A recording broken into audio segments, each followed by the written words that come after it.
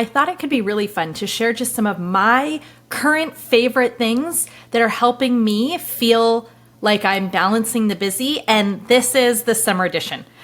Me saying that implies that I believe there's going to be a fall or a winter edition. I don't know. Maybe we will, maybe we won't. But here is my current favorites for helping me feel like I'm balancing the busy. And that's one thing that I think is so important. So often what we're really trying to capture, it's a feeling. It's not something that is clearly measured based on some metrics. It's how we feel. Do we feel balanced or do we feel chaotic? And I want more of the balanced. I want to trade out that chaos for more calm. So these are some of the things that I am currently loving right now in the middle of summer. Number 1, simplified summer dinner menu. I was laughing as I was making up this list because I was thinking, I bet this list in some version shows up in every edition if I do these more. But right now, I am really letting Costco do a lot of helping. So I actually made this notes in my phone, and it says, our summer dinner menu, easy. And there's clearly a theme. Costco Euro Pack. The Costco pre-made spinach salad and rotisserie chicken. That's a second dinner. The Costco carnita tacos. The Costco cauliflower pizza and regular pizza. You can see a theme. Basically, I'm going to Costco. I'm looking across at all those things that are pre-made or pre-packed, close to packed, and I'm like, one of those, one of those, one of those, one of those. Boom!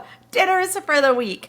So really trying to keep dinner super simple. I can make it in very, very, very little time. Even 30 minutes feels like too much right now. So I'm going for a very simplified summer dinner menu and I'm loving it. Honestly, sometimes I'm like, why didn't I do this sooner? Why don't I do this more often? Why do I constantly try to complicate things for myself?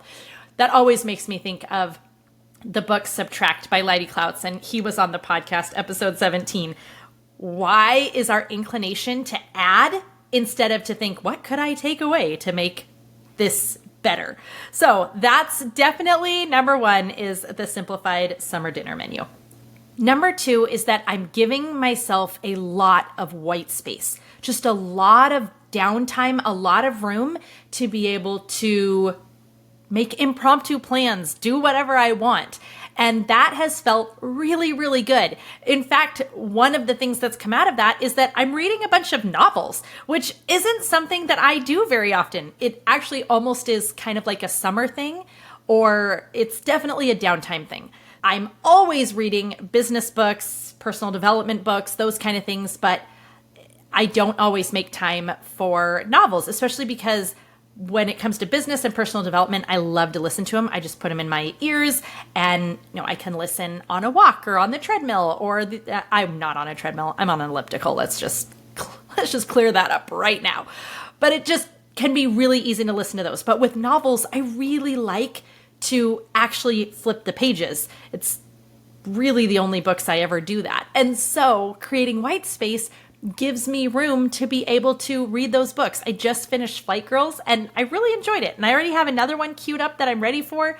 I think I'm on my 3rd or 4th novel already. It's just been really fun. There's been white space to just sit around and talk, play more games, read books, go on walks in the middle of the day. In fact, after I finish this episode, this will be the 4th episode that I'm recording because I'm batching. That's going to be my last thing I'm going to suggest and say that I'm really loving.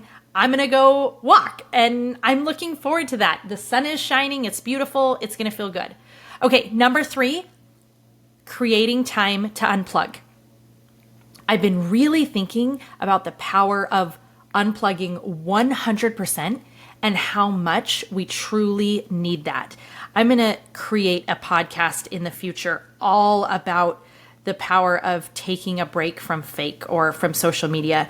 Years ago, I did it, and then I did a challenge and recorded all of this data, and it was mind-blowing, truly mind-blowing.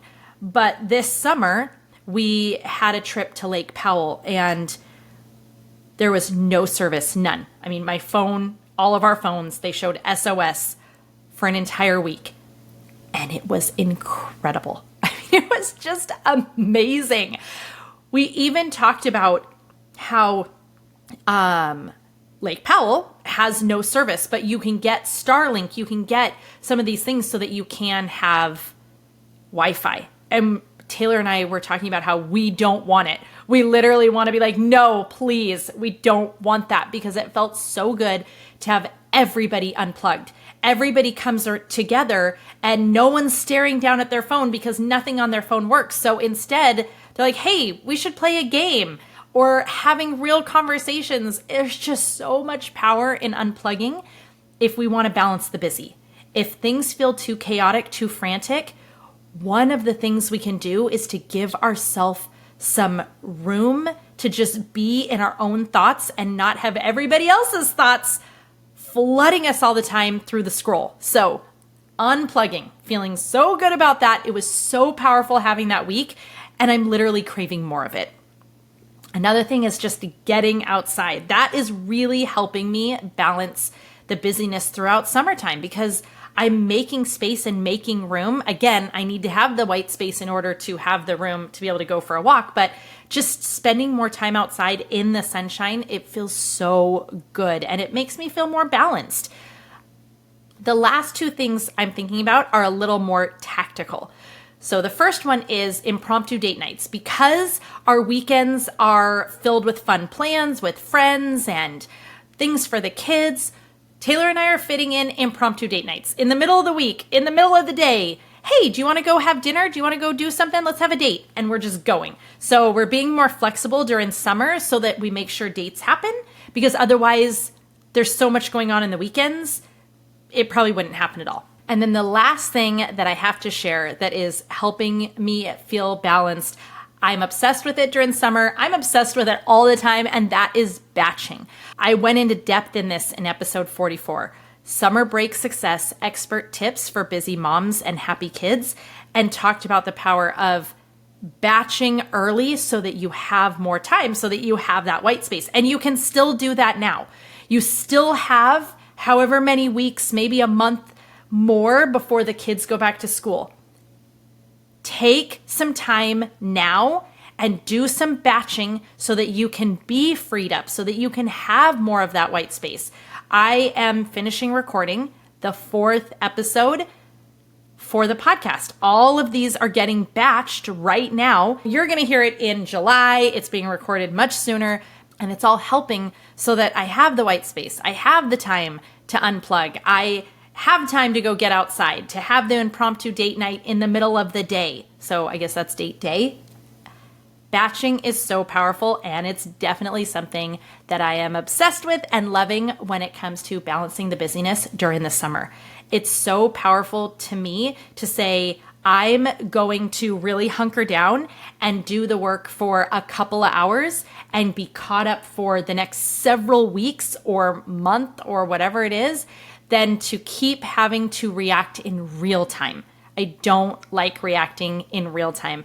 I want to be ahead of the game. So there you go. There are some of my personal current favorites for balancing the busy during summer. To recap, my simplified summer dinner menu, which we all notice there is a very strong Costco theme going on in our household right now. Plus the fact that I can have it delivered through Instacart. I mean, let's be real. How amazing is that? Literally, there's an Instacart waiting on my doorstep right now, and it is a bunch of those meals from Costco delivered to my door. It couldn't get much simpler. I love it. I mean, outside of having a private chef, maybe that's the next stage, I don't know. Number 2, lots of white space. Just planning, scheduling, making space for downtime, both for you, for your family, for your kids. That white space, oh, it's so powerful. And I'm loving that I'm using part of that white space for reading novels right now and making appointments and lunch dates with friends. Also 3, creating intentional time for unplugging. I even think like the idea of just going to the breaker box and flipping it off and being like, oh, the power's out. And then just spending an evening together with flashlights and no Wi-Fi and just coming together. If my kids were littler, I would absolutely do that. I I just think making time to really unplug, and sometimes we got to be really creative in how we're going to get there, but setting that time, us having an entire week with zero service, it was amazing. 4, getting outside. It's summertime. This is the time to be outside. And I will admit, I have had summers where I made myself way too busy back in the day. You all know my old habits. And I wouldn't even realize how hot it was. Like, I could see how beautiful it was, but I was wearing a sweater because of air conditioning inside. And then I'd step outside and be like, oh my goodness. I'm actually getting outside and spending lots of time just soaking up that vitamin D, and it feels so good. Impromptu date nights / date days, fitting those in, and then batching to create all of the white space, the time to unplug, being able to get outside, having the date. These are the things I'm doing. I'm loving them.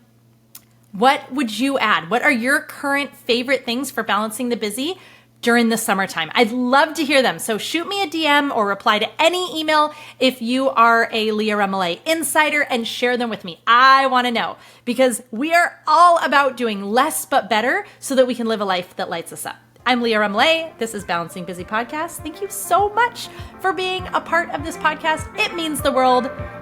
Okay, I'll see you next time.